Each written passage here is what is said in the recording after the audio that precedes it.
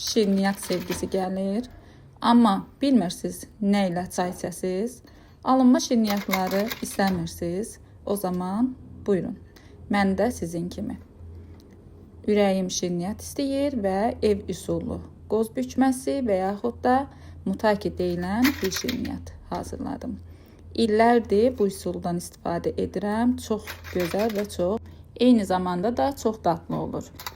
Əgər siz də bir mutaki şirniyyatı sevənsinizsə, inanın ki, bu üsulla istifadə edərək özünüz evdə hazırlasaz, bundan sonra heç vaxtı alınma mutakidən istifadə etməyəcəksiniz. Mən də illərlə istifadə etdiyim üsulla hazırladım və özümə bugün işlərdən sonra istirahət verdim.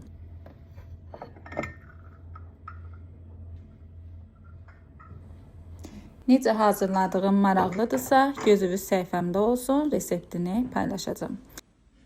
Bu videoma bəyəni, rəy çox gələrsə, biləcəm ki, resepti istəyirsiniz.